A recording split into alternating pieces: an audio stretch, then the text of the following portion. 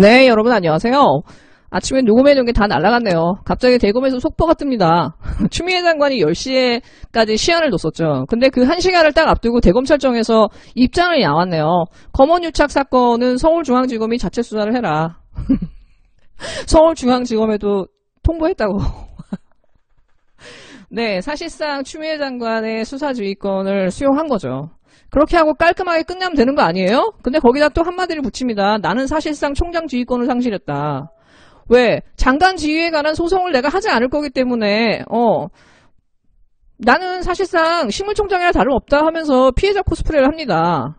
근데 여러분 그냥 돌아보면 이 모든 난장판이 어떻게 벌어졌나. 윤석열이 혼자 북치고 장구친 거거든요. 추미애 장관은 그걸 막으려고 했던 거고 다시 그냥 모든 게 순리대로 돌아온 거거든요. 그리고 사실상 수사가 원칙적으로 제대로 진행될지도 우리는 알 수가 없어요. 한동훈이 지금 강력하게 반발하고 있고 지금 소환에 불응하고 있잖아요. 이동재 같은 경우도 지금 구속한다고 하는데 구속이 가능할까요? 법원에서 이건 해줄까요? 너무나 많은 난관을 뚫고 가야 돼요. 사실상 서울중앙지검이 이거를 붙들고 수사를 한다 하더라도 법원이 제대로 해줄지는 알 수 없죠. 왜? 지금까지 법원이 해온 걸 보면 철저하게 윤석열 편이었거든. 네, 어쨌든 간에 추미애 장관이 어떤 수를 쓸 거라는 걸 윤석열은 알았겠죠. 근데 윤석열의 가장 이 부분에서 이 사람이 패자가 될 수밖에 없었던 거는 이 총장 자리를 절대로 놓을 수 없다라고 하는 절대 변수. 이 절대 변수를 노출시켰기 때문에 이 패가 이미 까져서 추미애 장관을 이길 수 없었다고 봐요, 저는.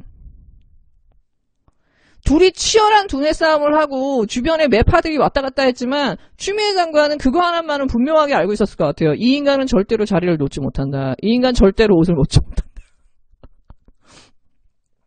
결국은 이 인간은 내 지휘권을 수용하지 않을 수 없다. 로 끝까지 일관되게 저는 같다고 봐요. 그 하나의 키가 있기 때문에.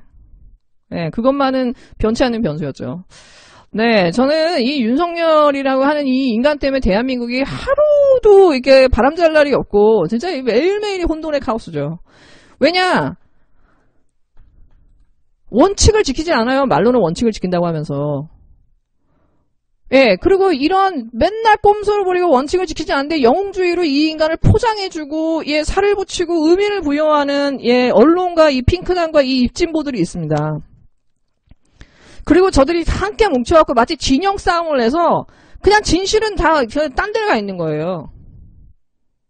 지금 이 사건의 진실은 한동훈과 이동재거든요. 그리고 윤석열이 왜 저지랄을 하는지거든요. 근데 그 누구도 묻지 않아요. 그냥 진영 싸움으로 가고 추미애 나쁜, 예, 그냥 윤석열과 추미애의 그 치닫는 격돌 내지는 그 윤석열의 피해자 코스프레, 추미애 악녀 프레임, 이걸로 계속 언론이 갖고 가는 거예요. 너무 피곤한 거지. 네, 제가 예전에 그 얘기했죠. 윤석열을 보면 노인을 위한 나라는 없다에 딱 그 안톤 그 연쇄살인마랑 캐릭터가 너무 비슷하다고. 이 사람은 그 자기가 죽일 사람 앞에서 항상 동전을 던지면서 얘기해요. 앞이야 뒤야 불러. Just call it. 앞이 나와도 뒤가 나와도 죽일 거거든.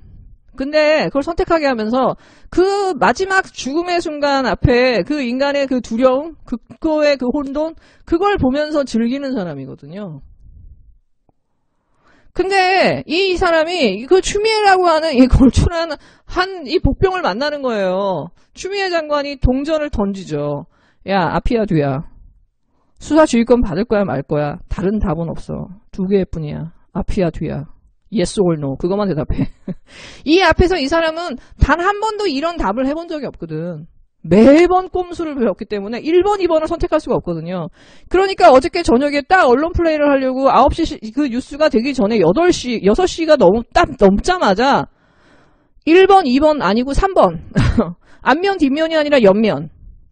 그러면서 그거를 제3의 길로 포장을 합니다. 그리고 언론은 그걸 열심히 포장을 해줘요. 그리고 추미애는 이걸 갈아엎었다는 식으로 추미애를 마치 악녀로 만들어버려요. 근데 추미애는 그걸 거기에 속지 않았죠. 시끄러워. 10시까지 대답해. Yes or no.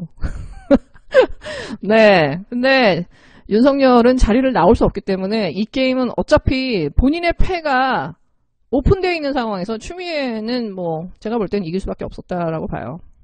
그리고 어저께 굉장히 문제가 된 게 박범계죠. 왜냐?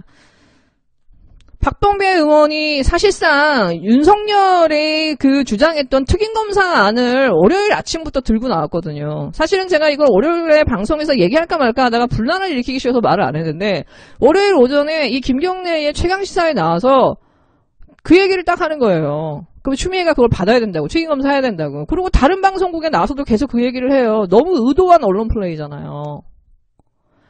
그런데 그 부분을 보니까 추미애 장관은 너무 철저하게 외로웠던 거예요. 언론하고도 그래, 법무부의 검찰들도 안 도와줘. 심지어 같은 편의에 들어야 될 여당에서도 추미애 장관한테 이 윤석열의 안을 받으라, 중재안이다, 이거 극단적으로 가야 되겠냐 하면서 추미애를 몰아붙이니까 추미애 장관은 애따 모르겠다 하고서 휴가를 떠난 거예요. 그쵸?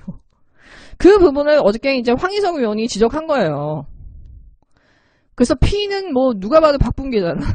그래서 박범계 의원이 굉장히 비난을 많이 받았는데 저는 사실 월요일에 그 방송 들으면서 이 사람 정체가 뭐지? 왜냐, 그 총선 끝나자마자 그 최경영의 이슈 오도독에 나와서 그때 한참 민주당이 그 윤석열이나 검찰 부분에 언급을 안 해갖고 비난을 많이 받을 때였어요. 그래서 박범계 의원이 나온다길래 그러니까 유심히 들은 거예요. 혹시 그 검찰에 대해서 민주당이 생각이 있나?